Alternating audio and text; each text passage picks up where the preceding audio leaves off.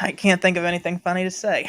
I was gonna make a police pun, but I To can't. all you I don't viewers know. I out guess there, every you breath you guys take, better will watch be- out. I'll be Yeah. watching you every breath you take, every move you make. No, something like that. Anyway, welcome to our ranking of the Police's discography. Short discography, only 5 albums, but this one should be fun. Pretty much all their albums are really good. I mean, they've got a few bad songs on them, but for the most part, everything they put out was really good. And we've got our regulars here, Nick and Jason, and then we have a special guest today that we have never had on the channel before. It is Adam from What the Gym. Hello, everyone. How's it going? Would you like to introduce yourself to the channel? I'm doing well. My name's What the Gym. But on this live stream, we call What the Gym of Pain. The What the Gym of Wait, hold on a second. It says What the Gym of Pain. That's hilarious. Yeah. And there's Briar's Music Showcase. Hello, Briar. Thanks for watching. He's already made a police ranking video on his channel, so he's just going to be watching today. But the Police, one of the biggest bands of the early 80s, and it's a pretty short discography, made up of 2 Brits and an American. Sting and Andy Summers are both from Great Britain, and then Stuart Copeland, the drummer, was from America. They started out as kind of a oh, good grief, a pop-up. Go away. Sorry about that. They started out as a band who was trying to fuse reggae with punk music. So that's really interesting. Ended up becoming a pop act, and honestly, like, there's really nothing that sounds like these guys. Every one of their albums has kind of a different sound to it, and it's just really good. So, do you guys have any general comments on the Police before we start ranking? I do. Last time we did the Simon and Garfunkel ranking, I'm like, they're a good band, but now that I've dove deeper into their albums and I found all those hidden gems and all that stuff, I'm like, you know what? I changed my mind completely. They are an amazing band for sure. Basil the Vinyl Guy, thank you for watching. Welcome to our Police ranking stream. Or is it Basil or Basil? Yeah. Basil. I'm not sure, but thanks for stopping by. All right. Any other comments about the Police? From our research, they called it new wave, which I don't know anything about. But yeah, I heard it's like punk. They want to be like a punk band that mixed jazz and like reggae. So it's such an unusual mixture of music that I don't listen to really. But it's kind of hit or miss on stuff. But they definitely do have an interesting sound. Adam, do you have anything on the Police? Well, I might as well mention that I actually live a few minutes away from where Sting was brought up. Oh, wow. That's cool. Yeah. About 20 minutes away. Wow. That's really cool. Yeah, you're the only English person here, so yes. You know, Mm-hmm. Okay, but so I think his house is demolished now, though. Oh. That's sad. So you can't visit his house, unfortunately. Oh, really? All right. So how this is going to work, we're going to each take turns going through. Going from 5 to 1. So everyone's going to give their number 5. Everyone's going to give their number 4 on up to number 1. And the order, let's go with, who would like to go first? I could go first. Okay, so just going by the way that I see you on the screen, let's go Nick, Adam, Jason, and then me. Okay. We could go counterclockwise. Yeah, counterclockwise. Yeah. Let's do that. Right. Are we going to start our ranking? Number 5. Number 5, I've listened to all their albums at least once. And this album I really, really need to give more listens to. And that album is Ghost in the Machine. I only gave it one listen, and I got to give it more listens because this album has a lot of potential, and maybe I'm not really understanding it yet. The first side's incredible. Just the last side just kind of loses me. That's Spirits in the Material World is really good. Every little thing she does is magic. You know, come on, like, you know, any person who is aware of their discography at least heard it once on the radio, and for good reason. It's just to me is just an incredible song, and it's definitely, to me, in my opinion, probably would have been a better album opener, but the last track was a good opener too. But third track, The Invisible Sun, a really great track to follow that great song, and I think it follows it really well. Hunger for You, I like a lot, and Demolition Man is a great closing for side one. The rest of the album, like I said, isn't that strong. Too Much Information's good. Rehumanize Yourself is decent. One World, eh. Omega Man, it's good. Secret Journey is decent, and Darkness is an alright way to close out the album. But overall, it's a great album. Maybe the album will grow on me, of course, if I give it more listens, but that's where I stand right now. Okay. Well, I'll get to my number 5 then. And I've only heard all of these albums once, so I've got to listen to them more than once at some point. My number 5 is Zenyatta Mondatta. However you pronounce it. It came in 1980. That's how you pronounce it. That's correct. Yeah. And it's got 11 songs on the album. But my favourite side is probably the first side. My favourite song from the album is Don't Stand So Close to Me. Yeah, the song starts quite quiet and then it builds up something awesome. And it's got a subtle but effective synthesizer in the song. And it's got one of the catchiest piece choruses as well. It's got great drumming and electric guitar playing. And actually, the lead singer Mark Knopfler from Dire Straits, he took a sample of this song to have it in one of the parts of his song for Money for Nothing. So he borrowed some of the melody of this song to put in that. I think with Sting's permission though. But I think out of the 5 piece albums, this is probably the one I would listen to the least. But I still think it's a pretty great album though. If you guys want to see something epic, speaking of what he said, I made a mashup of Don't Stand So Close to Me and Money for Nothing on my channel. It's the video I have with the most views right now. I'll have to check it out after this. And what's interesting is that Sting is actually the one singing that part on Money for Nothing, so... Yeah. Okay. Yeah, he is. Jason, what is your number 5? That's why I've got the Dire Straits album behind me. Oh, you do? Okay. Oh, cool. Yeah. Okay. I don't know much about Dire Straits, but that's another band I guess I have to listen to. Yeah. Can we say that these the first 3 albums are like some of the strangest names I've ever seen for an album? Yeah. Because some of them are made up words too. Zenyatta Mondatta is gibberish. Okay. I only knew 2 Police. Like I didn't really know much about the Police except for like their hit songs, but their albums I didn't know anything about. Except there's 2 albums that I always hear are like their 2 best albums. And I didn't know they only had 5 albums, of course, until we did this. And you get to those first 3 albums, and we're like, "What? Who came up with these names of these albums? Like, they are so." That was actually Miles Copeland, Stuart Copeland's brother. Oh, really? He wanted them to sound edgy and with like foreign titles. Yeah, it sounds like it's French or I don't know, Spanish. I don't know. It's like some kind of language. The first album is French, Outlandos d'Amour. The second album, I don't know what language it is, but it means white reggae. Yeah, the first 2 albums is like they came up with something, and then like the third one's like, just make 2 words up, and like make 3 words up, and call it a day. Yeah, De Blanc sounds like a wine, yeah, for sure. But yeah, number 5 for me is Regatta de Blanc is number 5 on my list. You just call it white reggae. White reggae. It's their second. That's what it translates to, white reggae. White reggae. Yeah. Yeah, interesting. It's like 3 white guys and they're like doing kind of reggae, which is interesting. You don't see that very often. But yeah, to me, that was like the weakest of the 5 albums was that second album to me. Obviously, Message in a Bottle is the big hit on the album, which is one I've heard many times on the radio. And that's a good song. That's definitely one of their best.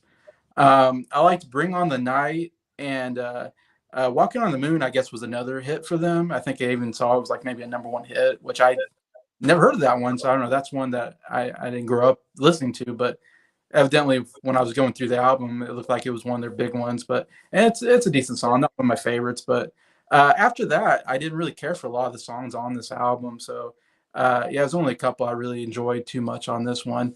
And I think I like their sound. Like at the beginning, I think they're more punk, whatever, reggae. And then I think as they get to their last album, I think maybe they get more popish. I don't know if that's a right analysis of it, but that's the way I felt like it got better as it went on. But yeah, that's my number 5. My number 5 is also Regatta de Blanc. It's the only one I don't own, so I'm going to have to pull up the track listing. I want to buy it because I actually like the album. It's just, when comparing to the other 4 albums, it's definitely the weakest link in my opinion, even though a lot of people say it's their best album. Oh, really? Where is it? Regatta de Blanc. Okay. Starts off very strong with Message in a Bottle. That's a great song. The guitar riff is like impossible to play. Oh, really? I learned how to play it, and it you have to stretch. You're really far to play that. But that's my favorite song on this album. Regatta de Blanc, the title track, was developed from something that they did live whenever they played the song I Can't Stand Losing You. This is kind of how they would play the intro to I Can't Stand Losing You when they did it live, and so they developed it into this song. It's All Right for You is really good. I like Bring on the Night. Walking on the Moon is really good. I like that one. I like the funky bass line and the boom boom on that chord. Like that chord is really cool. Yeah. On Any Other Day is stupid, but you're gonna find out if anybody other than Sting or Stewart, or anybody other than Sting writes a song, it's usually not as good. Yeah. Other than there's one song that Andy Summers wrote that I'm going to get to later that's really good. But this song is pretty much all this guy has all this weird stuff happening to him. It's like, it would be okay if it was on any other day. And you're like, well, then what's today? And then at the end, you hear a little kid singing, Happy birthday, dear daddy. It's like, oh, it's because it's his birthday. But anyway, the song is supposed to be corny. It's probably the worst song on the album, but it's funny for what it is, but it I don't know. They probably should have come up with something else. I like the song Contact. I think that's a really underrated song. Does Everyone Stare? That one's okay. I like the piano on that one. And No Time This Time is all right, but whenever you're comparing it to some of their later albums, which I really like all their other albums, this is my least favorite. So Regatta de Blanc at number 5. Speaking of Regatta de Blanc, I have it at my number 4 spot. So we have like a three in a row. train of Regatta de Blanc we're talking about. I probably like maybe after I listen to Ghost in the Machine more, I'm probably gonna rank this dead last. But Messages in a Bottle is just so good. It's such a great opener. I love that track. For the longest time, that was my favorite track by them until I started listening to more of their albums. It's just a great opener. Regatta de Blanc, really fun instrumental track with the Ayo, Ayo. I always thought that was a fun track. I thought that was interesting with the Can't Stand Losing You. Think that just makes the song even better than it is because of how interesting it is and how it was formed. It's All Right for You.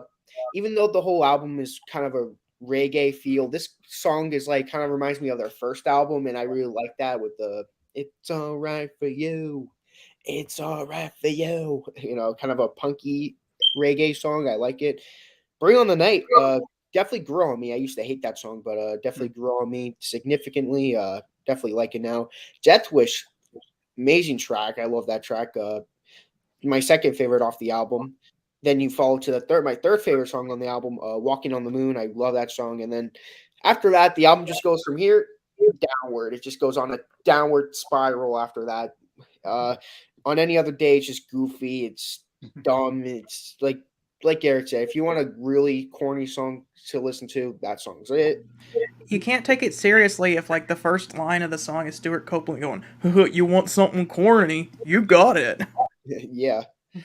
The Bed's Too Big Without You is not that good. It's kind of boring to listen to. I do agree Contact is a really underrated song. Definitely still not up to par compared to the songs that came before it, tracks 1 through 6. Does Everyone Stare is alright, and No Time this time is alright as well. That's my number 4. My number 4 is unfortunately it's not going to be a 4-way tie with the same album. I've got a different number 4, and for me it's Ghost in the Machine, Okay. 1981. It's got 11 songs on that one. My favourite side is the first side. And my favourite song from it is what I think should be the first track on the album, and that's Every Little Thing Just Does Its Magic. It's probably not my favourite start of any Police song here, and it's one of my favourite songs of the 80s. I think it's just a brilliant song, and the verse and the chorus are very different to each other, which I think is very cool.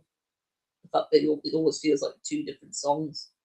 And the chorus of the song, I think, is one of Sting's best vocal performances. I think it's got great synthesizer on the piano in the song. It's just an all-round perfect Police song. But not really too much else to say about the album. I think it begins better than it ends. I feel like maybe after the middle part of the album, it sort of goes a bit downhill. But it's still a really great album, though. That's interesting because from what I knew of the Police, there's like 2 albums that everybody talked about, and one of them was Ghost in the Machine. So I figured that's considered like one of their best albums. But I see you both have them like a little. I mean, there's only 5 albums, so it's hard to say there's a bottom. But if there's a bottom, you guys kind of have it at the bottom, it looks like. I have a very different opinion of Ghost in the Machine. Interesting. Yeah, so that's interesting. I thought everybody would have that towards the top, but of course I don't know what Garrett had. But number 4 for me was the third album, Zenyatta Mondatta, that Adam had number 5, I believe. Yeah, the standout. I feel like every album has like one song that's definitely the standout. Like you hear it and you're like, yeah, that's one of their best. And this one is "Don't Stand So Close to Me" is definitely one of the big ones that I've always heard on the radio. And listening to it, it's definitely becoming one of my favorite Police songs as I was listening to these albums. And that was one I kept going back to. Like Adam said, it kind of builds up from the beginning. He kind of starts like just singing, I believe, and it's kind of more softer, and he's not singing as high as he can sing. And of course, you get and everything kind of builds up to the chorus, which is, this great catchy chorus. And then we get to the second verse, he sings like a higher registry, and I love it. Like, to me, Sting is so great when he sings really high. He's got such a great, unique kind of high vocal voice, I guess, high tenor voice, which is, I think, definitely one of the big strengths of the band. Of course, the Police, you always think of Sting. He's kind of the face of the band, I guess, because he's the lead singer, and he went on to have a successful solo career as well. But yeah, I love his singing on that song and the way it's arranged. But yeah, then "Dee Doo Doo Doo Dee Da Da Da," which is one of the strangest names for a song. I don't know how you come up with that name, like the "Dee Doo Doo Dee Da Da." It's like, okay, but it's a good song. It's one I've heard before. I think it must have been a hit radio song because I was like, oh yeah, I've heard this one. I totally forgot about this song until I was listening to it, and I was like, oh yeah, that's a cool song. I really liked the "Canary in a Coal Mine." I thought it was actually a pretty good song. And "Man in a Suitcase" I liked quite a bit as well. After that, I wasn't as crazy about the rest of the stuff on there, so that's why it's kind of low on my list. But yeah, that's my number 4. All right, my number 4 is this album right here, Outlandos d'Amour, their debut album, which is still a really good album. It's just there's 1 or 2 songs on here that it's because it's number 4. But most of this stuff is really good. It starts off very strong with "Next to You."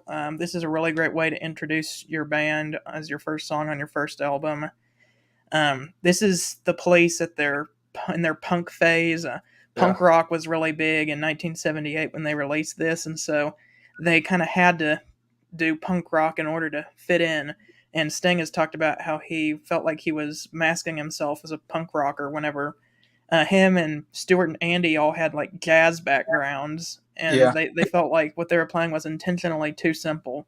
because they know all these jazz chords and stuff. And so, um, still, this is their most garage rocky sound, and that's kind of what I like about this album is the rawness of it. Um, Next to You is great. So Lonely is kind of where you can hear the beginnings of their reggae sound. That one's a really good song. It was one of their early hits. Roxanne was their first big hit. That's a good song. Interesting content for the lyrics.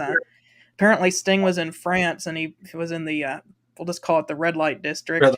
Yeah. And one of his friends said, "You know that the prostitutes here actually have boyfriends." And Sting thought, "Well, if I was her boyfriend, I wouldn't want her to have that job." So he's like, "Well, if I was her boyfriend, what kind of song would I write for her to get her to like be with only me?" And so then you get Roxanne. Okay. And what's interesting is in the first few seconds of the song, you have Andy's guitar going bump bump bump bump bump, and then you hear this really weird piano chords like bump, and then you hear Sting just go ha ha ha. What that is Sting. This is their first album, so these guys did not have a lot of money, even though they had played with other bands before. So studio time was very limited. They were staying up really late at night, and they didn't have very many more takes that they could have done for Roxanne.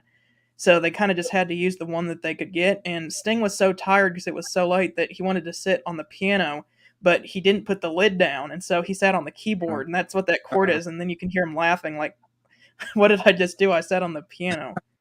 So that's what that is. Hole in My Life, that one is all right.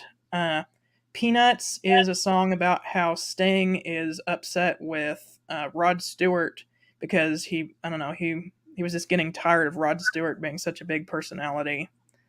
Can't Stand Losing You is probably my favorite song on this album. Kind of takes a dark turn there at the end where it's like, I'm going to commit suicide just because I don't like to lose. And it's pretty much like he'll do anything just not because he likes the girl and he doesn't want to lose her, but he just doesn't like to lose, which it's kind of a double meaning on Can't Stand Losing because he just keeps saying I can't stand losing, and then he just adds you at the end to where it sounds like it's because he misses the girl, but it's really just he doesn't like to lose.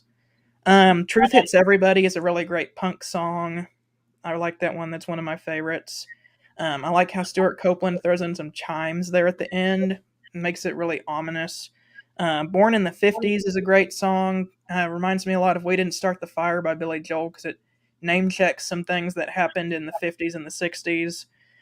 Be My Girl Sally is my least favorite song on this album. It's weird and is like, it's the weird part was written by Andy Summers, so but it starts out cool with Sting's part, but then Andy just tells like this weird fairy tale about it's a weird song.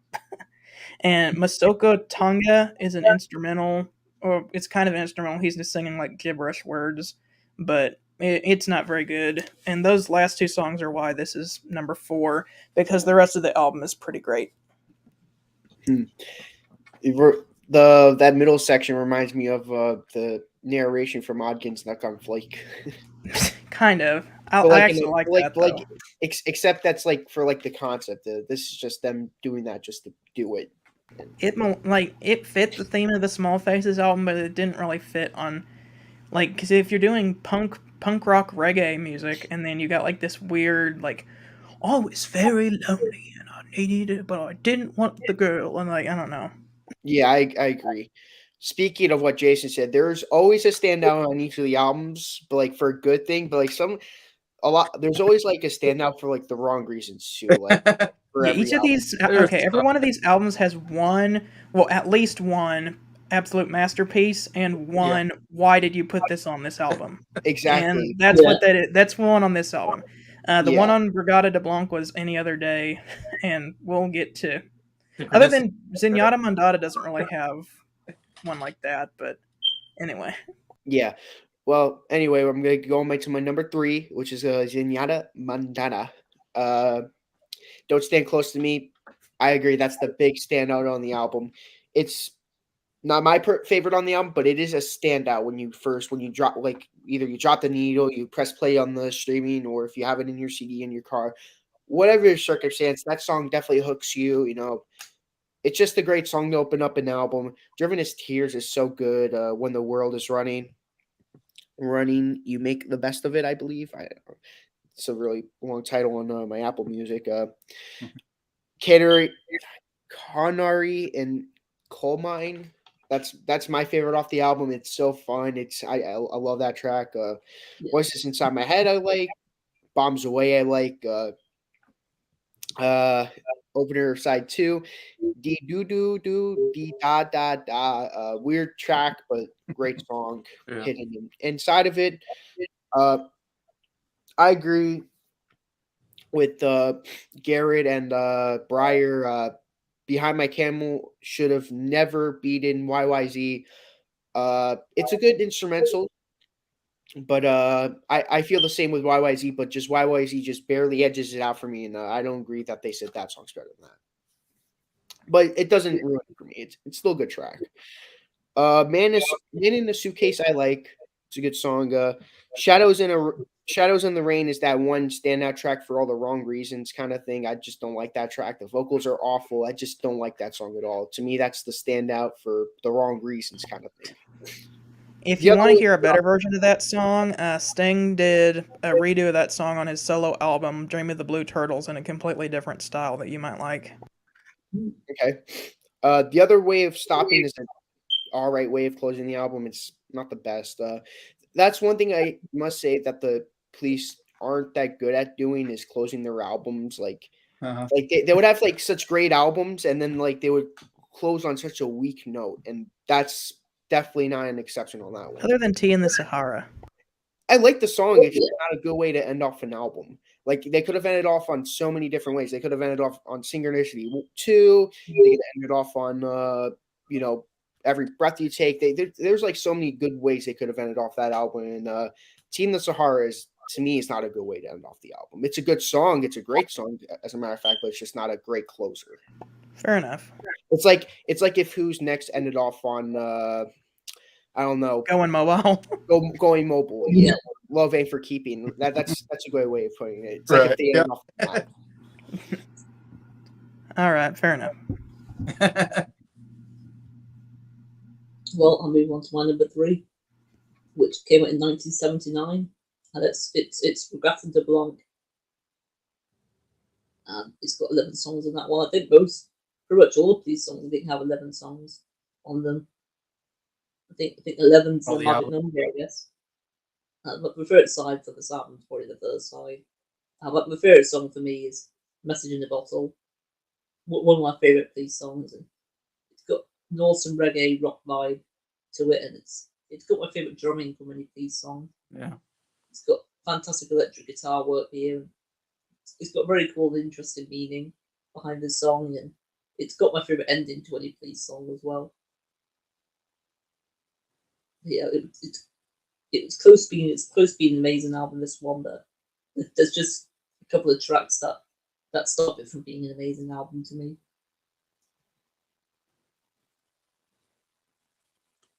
Yeah.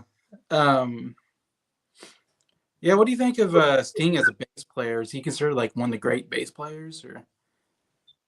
I would consider him to be one of the greatest bass players, but he's definitely good for what he does, though. Like, he's an underrated bass player, but yeah, I was wondering. Yeah, he's no Geddy Lee or Paul McCartney, or John Entwistle. Entwistle is the best.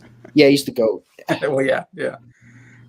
Because they're very good musicians. I think overall they got a good sound to them. I was watching a documentary on drummers recently on Netflix. I'm forgetting the name of the Count Me In, I think was the name of the documentary. Really good documentary, and Stuart Copeland was on it quite a bit. He was interviewed quite a bit on it.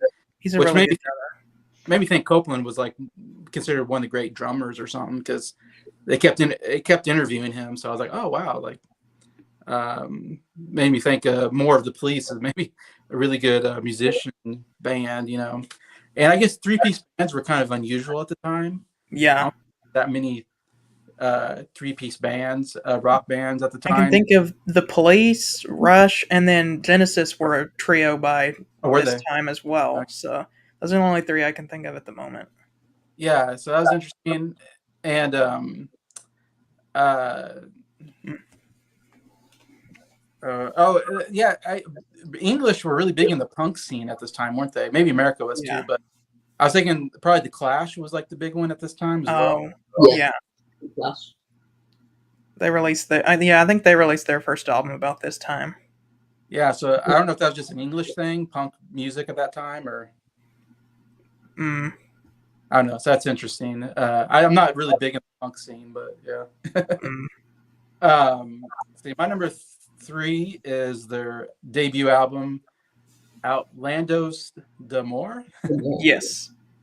Yeah, I thought it was actually a pretty strong first album for them. It definitely was more, I think punk, reggae, whatever. Definitely more of that sound to them.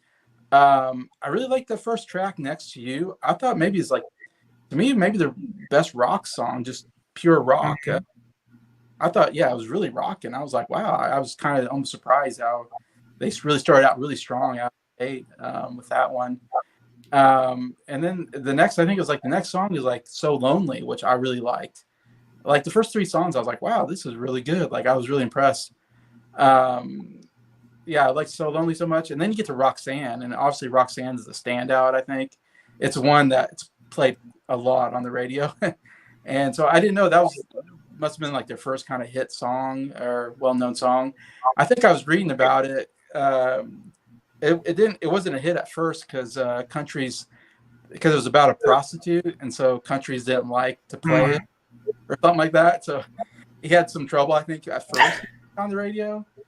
But I think eventually, I don't know if it was in America, it finally got caught on, and then it caught on everywhere else. Or I don't know, there's something.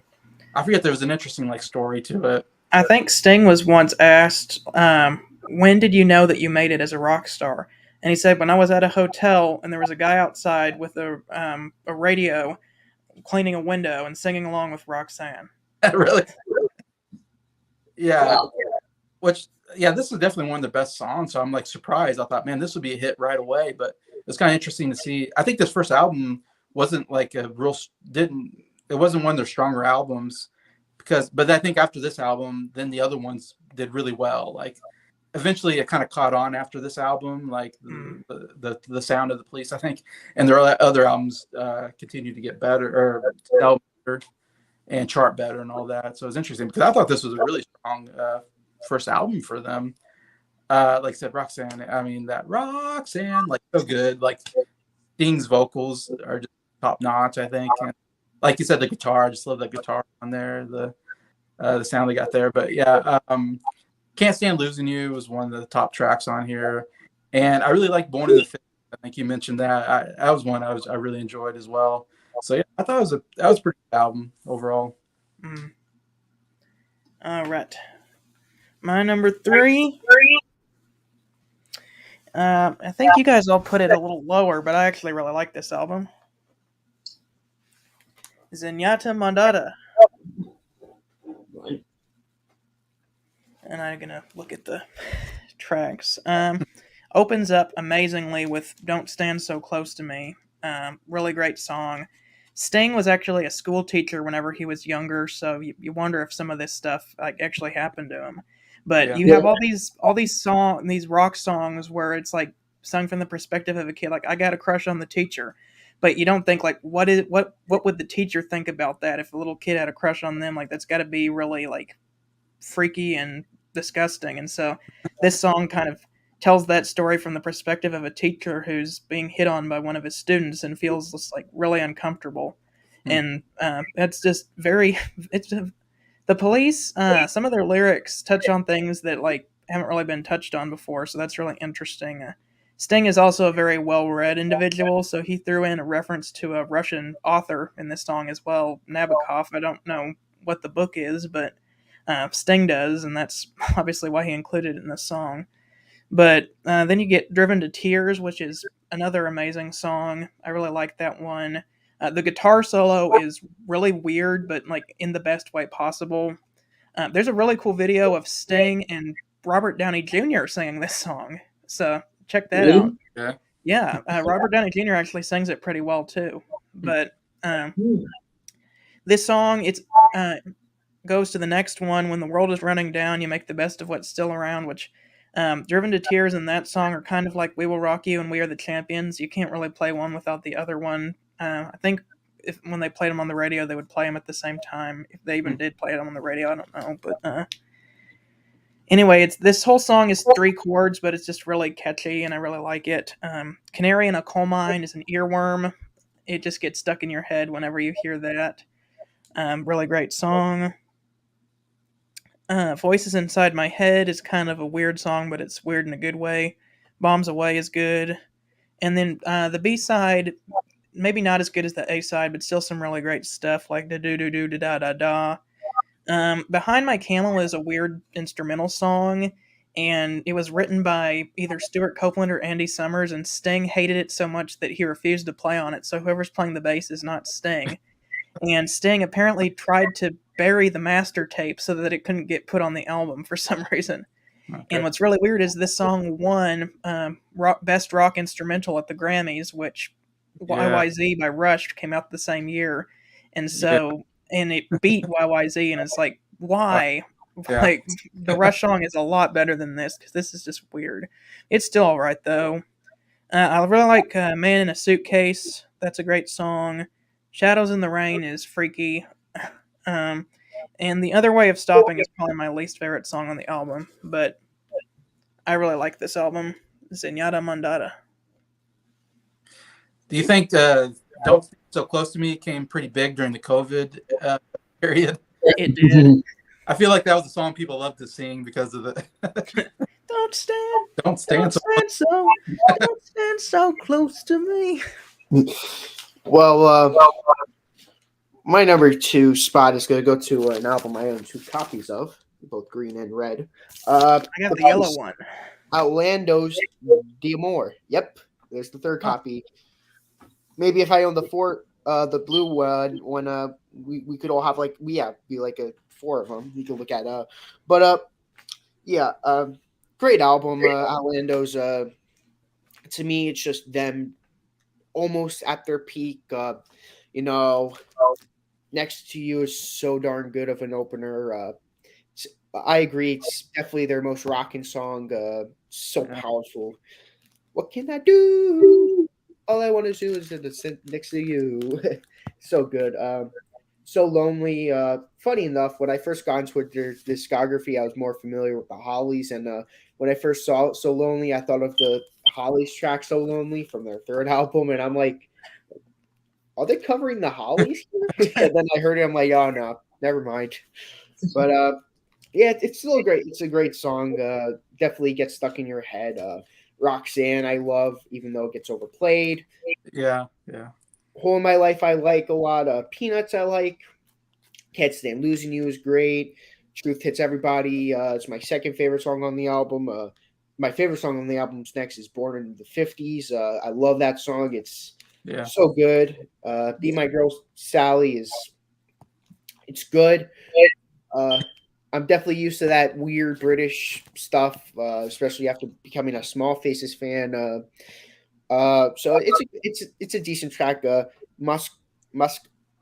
Masako Tanga is not good at all. I hate that song. It's definitely the standout for all the wrong reasons song. I always just turn the album off after Born in the 50s. Yeah, that's fair enough. That's my number 2 spot though. All right. Well, my number 2 is Synchronicity. Oh, wow. 1983. To me, this is the first amazing Police album. It's got 11 songs, and it's got my favorite side from the Police album, being side 2 of this album. It's one of my favorite sides of any album, really. Got those incredible songs on that side, and my favorite song from the album is Every Breath You Take. It's a beautiful song, mainly with the instrumentation. And it's one of my favorite 80s songs, and it's in my top 100 songs of all time. And it's got my favorite inclusion of a synthesizer here, and I think Sting's is the best vocal performance in the bridge part of the song. It's got great lyrics and amazing start to my favorite side of this album. But I'm a fan of all the songs on the second side, really.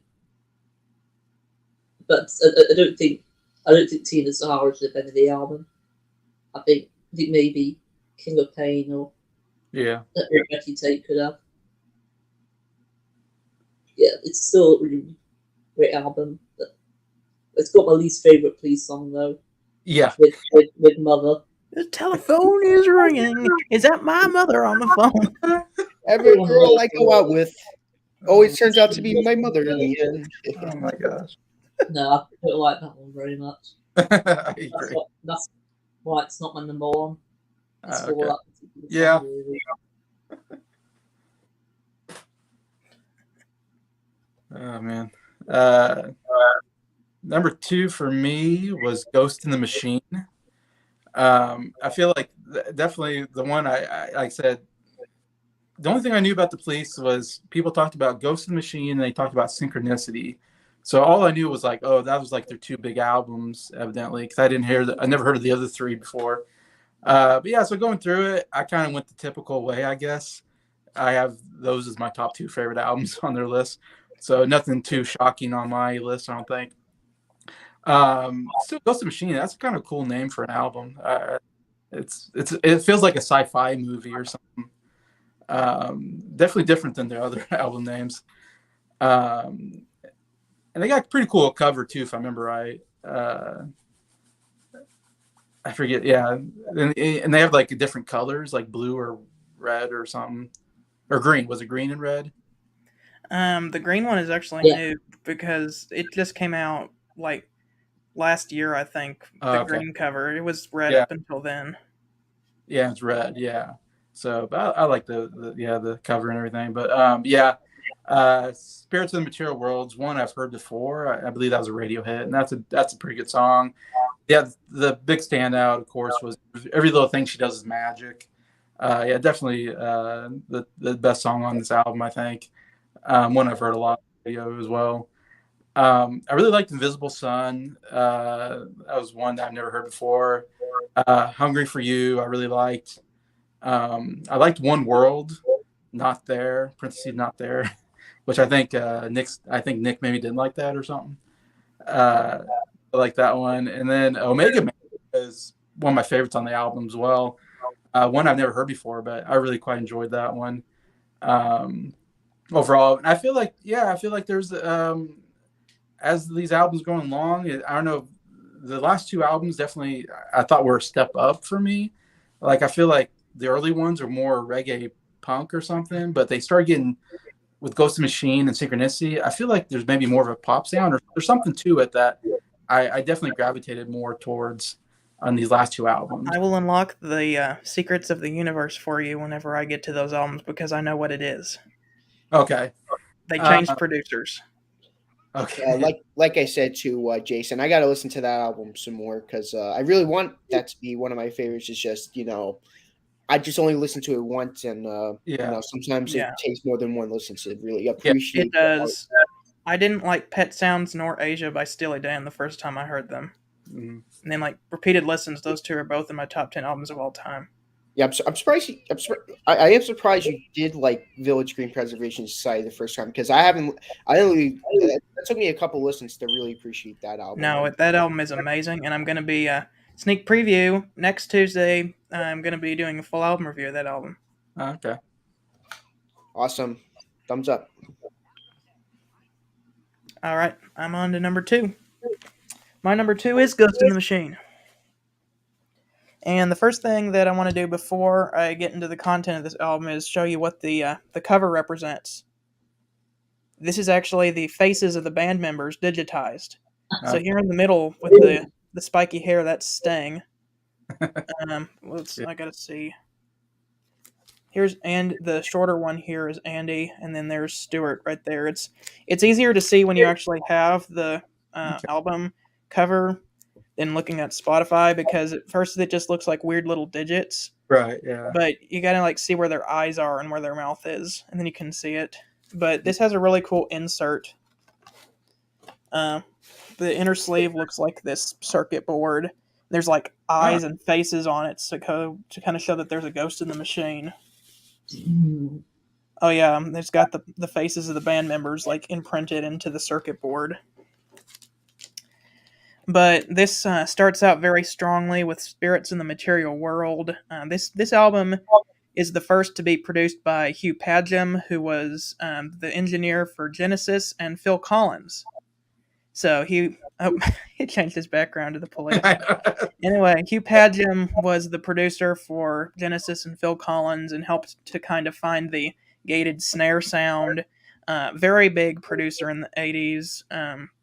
He was very good for the Police because he helped them evolve their sound into these two masterpieces that I have as my first and second albums. But at this time, tensions were really rising in the band with creative differences and things. Sting, as you know, like, I hope some of the other members aren't watching because Sting had the best ideas. But you can see when stuff like Mother or Any Other Day. But the other people wanted to do things their way. And so they were arguing a lot. And so because of that, Hugh Padgham had this system down to where they didn't have to even see each other. They would all record their parts in separate rooms. So you had, I believe, Sting was in the control room with his bass plugged directly into the system. Stuart Copeland was actually across the street in the dining room with his drum set and just some headphones so he could hear what was going on. And Andy Summers was actually in the recording studio all to himself with his guitar rig set up. And that's how they recorded both of these last two albums. Spirits in the Material World is kind of improving upon their punk sound, or not their punk sound, but their reggae sound. It's bringing more pop into their reggae sound because it's still got that bounce, bounce, bounce, bounce, bounce, bounce kind of thing. And Sting's bass on this song is crazy. It's like do do do do do do do do. I can't really explain it. You have to listen to the bass, but it's really good.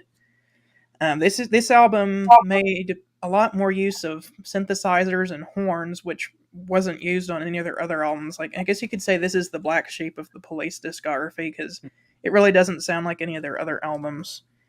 Every Little Thing She Does Is Magic is an amazing song. I love the piano on that. Stuart Copeland's drumming is amazing. It's them at their poppy best. Invisible Sun is a really great song. I like that one as well. Demolition Man is cool. Maybe it goes on a little too long, but it's still good. And then some of these songs in the middle aren't as good, but they're still pretty good. Like Too Much Information is pretty good. One World, Not Three. But then you get the last three songs, which are amazing. Omega Man, which was written by Andy Summers, believe it or not. And it's my favorite song that was not written by Sting because this song is amazing. I love the guitar riff at the beginning, and I really like the guitar solo on it. It's a really cool guitar solo and kind of makes you feel like you're a superhero or something. I don't know. That's the best way to describe it.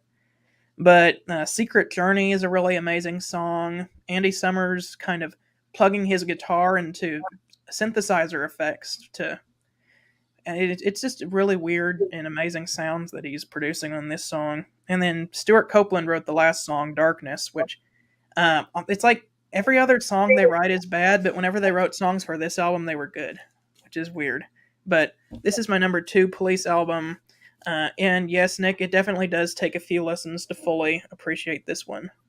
Okay. It's well, a lot as darker than the background, I couldn't find them. I couldn't find my record, so I just did the background so you could see what. Obviously, everyone knows what the album cover looks like, but yep, that's my favorite Police album, Synchronicity. Out of all the standout tracks, that For the Wrong Reasons, Mother, it's probably my favorite out of all of them. It's probably because of how goofy it is. And probably why I like it so much is why I grew on me, but why I like it is because it reminds me of Keith Moon with the bellboy. But is that my mother? It sounds like something Keith Moon would do if he was still alive. Like they would be like, "Hey, Keith Moon, come to the studio. We got something for you." That sounds like something you'd be like, "Well, alrighty, man, do that." Like if he was still alive, they would actually. I wouldn't be surprised if they would have had him do it, but like. Mother featuring Keith Moon from The Who. I would swap that song for Murder by Numbers any day of the week though. But for what it is now, what they became of it is just the song before Miss Regatta. Yeah, Synchronicity 1 opens the album so good. It's such a great opener. Yeah. Walking in Your Footsteps to me is a great. It's a good way to follow that track. Oh My God's a interesting track to say the least. It's good, but it's interesting. Mother, of course, I already went over that song. Mr. Gecko's. To be honest, even though that song isn't the best out of the best song on the album, it does. Mr. Greco definitely follows Mother really good after that. Like, You got to listen to the lyrics on that one though, because it's hilarious. yeah, after that you get Mr. Greco, and you're like, we're back to the good stuff, and then after Mr. Greco, you get the best song on the album. Well, the second best song on the album, Synchronicity 2. I love that track. Definitely in my top 10 for sure. Every Breath You Take, great, just overplayed. King of Pain, easily the best song that they made. It dethroned Message in a Bottle. That was my favorite song for a very, very long time by them. But King of Pain came in and was like, nope, you're going to be my favorite song now. Wrapped Around Your Finger is so good. And Tea in the Sour is a great, great song. It just doesn't close the album perfectly like Every Breath would, or Synchronicity 2, like great bookends. But that's beside the point. Yep, that's my number 1. Well, my number 1, surprise, surprise, is their debut, Outlandos to More, 1978. And I forgot to mention that Synchronicity's actually got 10 songs, not 11. Okay. Although I was counting the bonus track. Oh, yeah. And it was on cassette copies. Yeah. Outlandos to More has 10 songs, and my favourite side's the first side. My favourite song from the album is So Lonely. Yeah. It's a good one. Yeah. That's it's a song that it's quite happy sounding, but it's also quite a sad song lyrically, though, in my opinion. And it's got my favourite chorus of any Please song, which is why it's my favourite song from the album. And a lot of people call the song Baloney, not So Lonely. A lot of people think it's actually called Baloney. Yeah. I think I looked it up from somewhere. And it's one of my favourite songs of the late 70s, and it's simply an underrated hidden gem, in my opinion. And I think the debut's underrated. It's one of my favourite debuts, and yeah, it was close to being a perfect album for me, but it's the song "You My Girl Sally" that never just brings it down for me. But I'm a big fan of the song "Born in the '50s" and "Next to You." I Can't Stand Losing You. They're probably their favourites from the album. But yeah, it's one of my favourite albums from that time period. That's my favourite album by The Police. All right. That's interesting. Yeah, the first one. That's also Briar's favorite. Oh, really? Okay. Yeah, I have no objections to that to be number 1. Actually, yeah. If Synchronicity wasn't as good as it was, that probably would be my favorite album of theirs. Honestly, I can see any of them except for Regatta de Blanc being number 1, but yeah. I've also written the three of us have the same number 1, and Adam got a little bit different. It was his number 2, though. It was his number 2, yeah. So, well, even if Briar was here, it would have been 2 people against us. Yeah, that's right. Yeah. I've also written my top 10 songs by The Police. Okay. Is it right? Yeah, is it right for me to go through them? You can, but we're going to be doing a top 10 songs by The Police stream next week. If you want, you can just go ahead and list them now. But I might keep them to myself for now. Okay. Yeah, number 1 was Synchronicity. Same as Nick and Garrett. I know is going to come up. Yeah, to me, it's definitely this. Yeah, definitely by far the best album, I think, out of the 5. And it's interesting because it's their last album and it's their best album, and then they broke up. And like, how many bands break up after their best album? We've talked about Simon Garfunkel's basically similar trajectory, I guess. To me, it was like Bridge Over Troubled Waters was like by far their best album, and then they split up. It's a weird coincidence for me, but my number 2 and my number 1 are like the first and their last. And for Simon and Garfunkel, it's the same thing. Their first album's my second favorite. Their Really? last album's my favorite. It's if you rewatch the video, that's kind of a weird coincidence, but I didn't do on purpose. It just happens to be that way. Yeah. So it's like, I don't know. So it's like, man, you just came out with your best album. How do you break up after that? You got to keep. It's like, why? It'd be better. Of course, I guess they didn't. Look at it this way: if they would have made another album, it would have been like Mardi Gras by CCR. Yeah. The other members were fighting too hard for control of the band. Not only that, but the Beatles could have ended off on Abbey Road, but they didn't. That's how I look at it. Like, imagine if the Beatles would have just ended off on Abbey Road with the end. You know, that would have been perfect. Yeah. Right. I think CCR definitely didn't end on their best album, so that was a contrast. But those are definitely two examples where I'm like, man, I would have loved to get more music from them after making this album. Yeah, Beatles are an interesting one because all their albums are good, so it's hard to say they didn't end maybe on their best, but it's hard not to say they did because I think their last 2 albums were good as well. I mean, Abbey Road's, of course, if you count that, that's considered one of their best by a lot of people. But yeah, I don't know, it's probably not very usual to end on your best album and then just break up, but that's kind of interesting what happened here. But yeah, I think they definitely became more pop, I think, and definitely like because they're like a punk rock band or whatever, reggae and jazz and all this. But then you get Every Breath You Take is so much different than anything they've done up to this point. When you say it's a ballad, it's like, wow. And in fact, like growing up, I mean, if you mention the Police, the only song I really could tell you for a while probably was Every Breath You Take. That was huge. That was on the radio all the time. I mean, this came out before my time, but when I was, growing up listening to oldies or whatever it was I was listening to, this was definitely one, or maybe not even oldies, whatever station I was listening to. This song definitely came up, and it's definitely probably maybe my favorite of the Police songs. It's definitely you might say it's overplayed, but I mean, it's definitely a great kind of ballad song. Love the music in it. It's such a nice sound to it overall, and even though it's kind of creepy, the whole I'll be watching you. It's like, what? I don't know that thing, but I think it's supposed to be a love song, right? So I will get more to that when I get to Synchronicity because there's a story behind it. Okay. So I always think that's when you look at the lyrics and you're like, okay, he's watching this. I don't know, but still, that's such a great song, and like I said, it's somewhat contrasting to. And funny when I was going through these albums, I didn't know anything about what songs were on what album, so it's kind of interesting to listen to them and go, oh yeah, I know that. That's a hit song, and so I kind of now know the order of like their hit songs a little more. And the problem is, you also have Sting had a solo career, so I really don't know what's a Police song, what's a Sting song. So going through the Police albums, I now know, okay, these are Police songs, and so these other songs I've heard are Sting songs. And so I was going through and I thought, is Every Breath You Take, is that a Police song or is that a Sting song? I didn't know.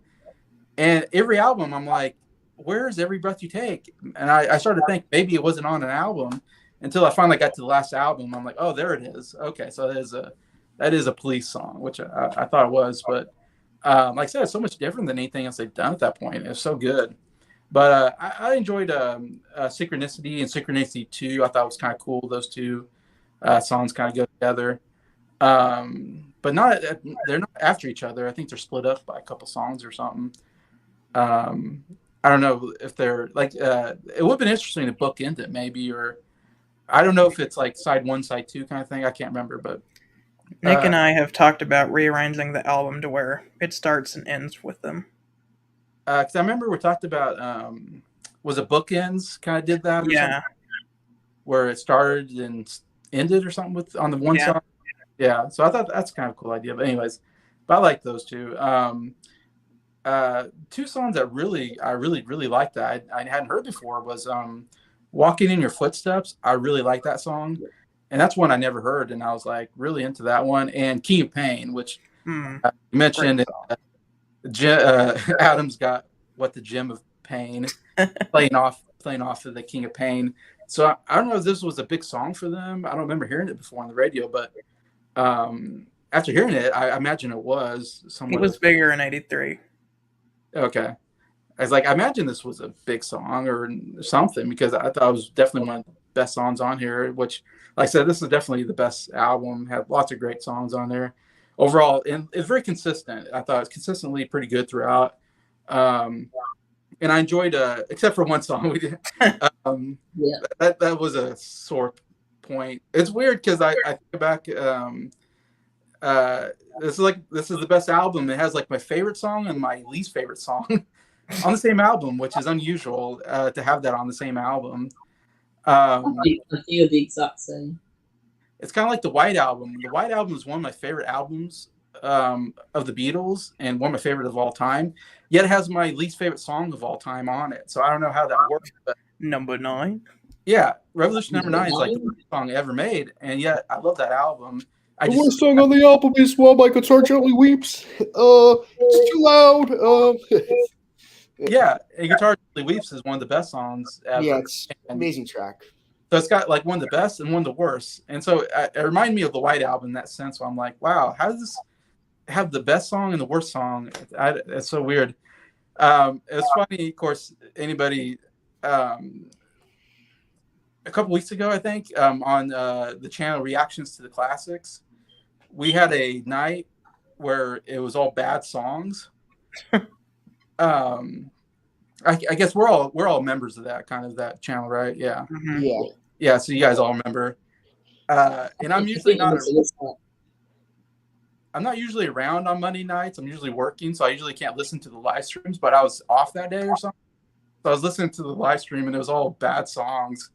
It's pretty funny to listen to. And this song came up, "Mother," which I never. Nick actually suggested it.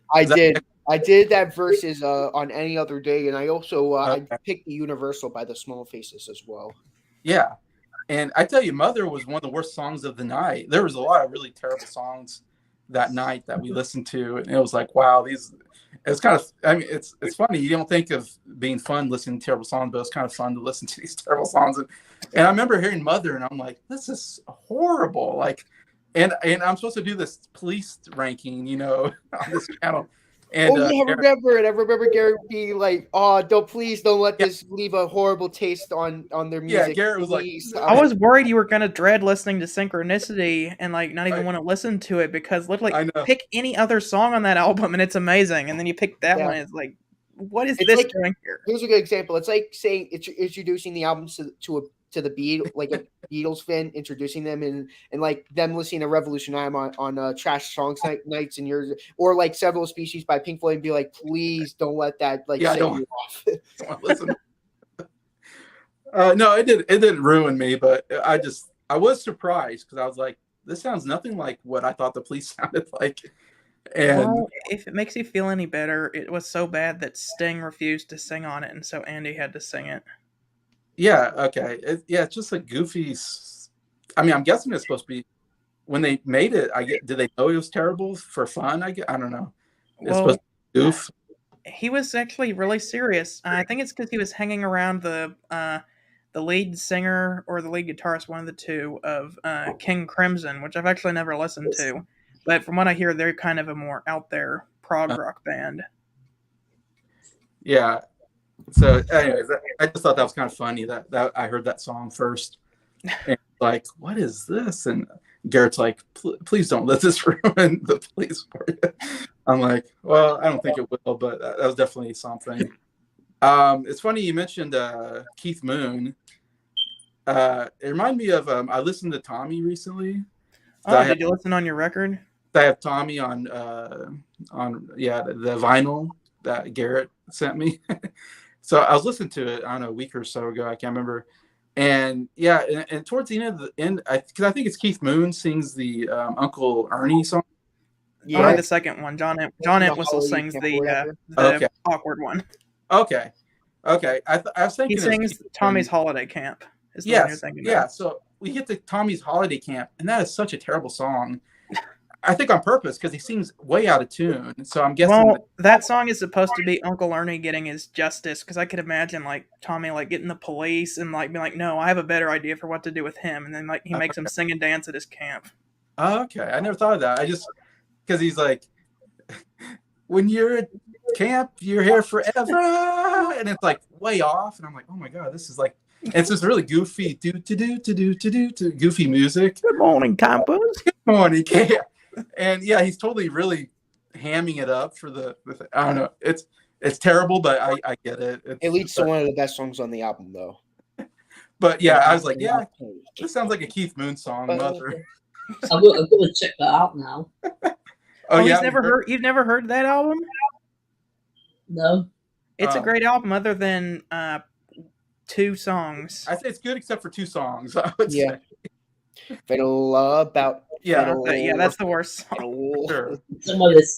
At least it was written in the 60s, and so they could only be so explicit about that song. Yeah, it's definitely. Still, I like to skip that one. Definitely paint the picture, but yeah. Especially when you got Pinball Wizard right after that, and it's like, really? The worst song and then one of the best songs. Oh yeah, and that's my favorite song, yeah, on there. But yeah.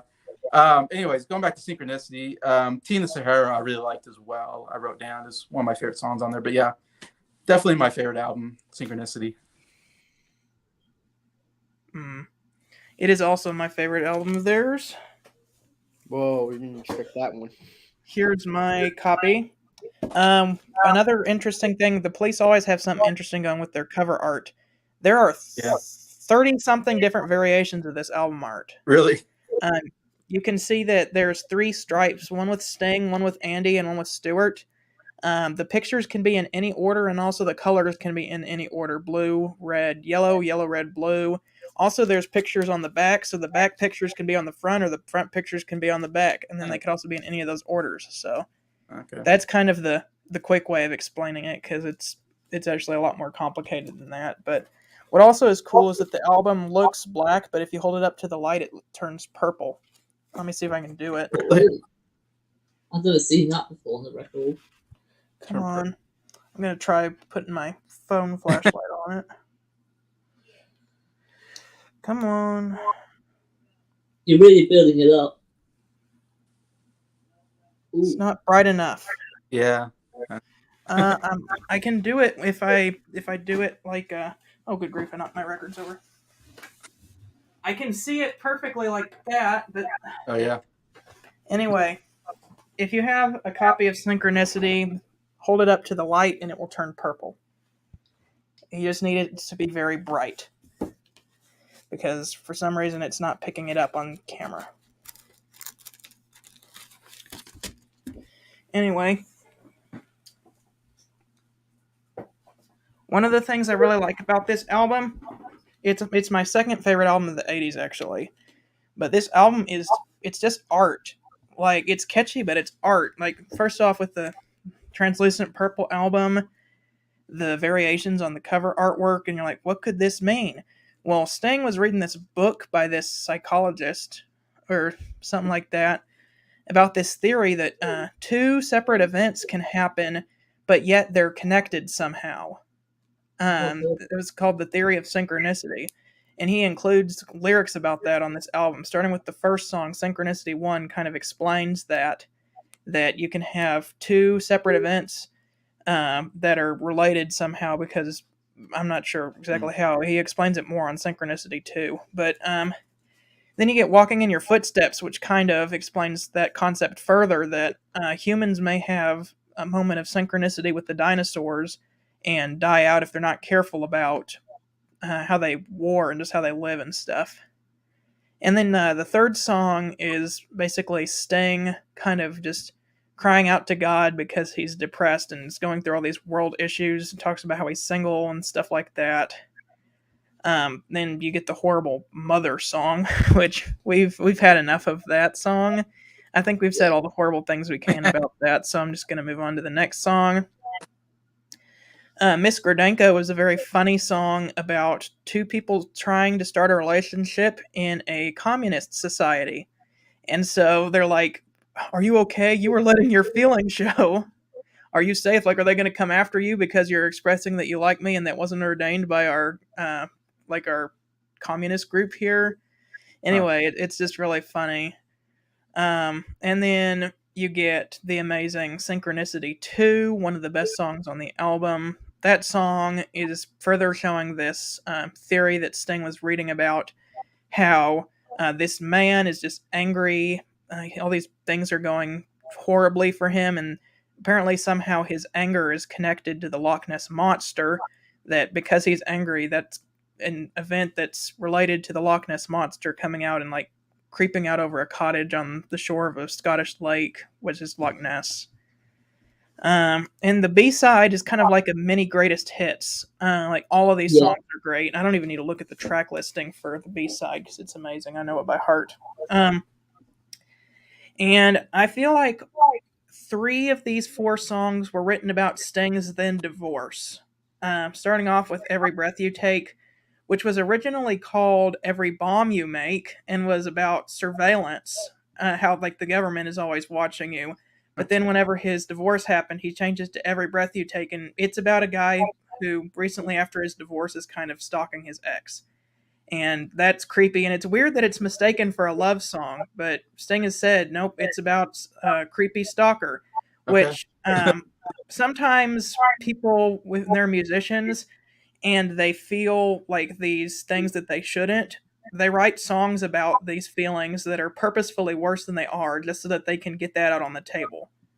And that's kind of what Sting was doing here, because later on he writes the song, If You Love Somebody, Set Them Free, to kind of show that he had gotten over his divorce.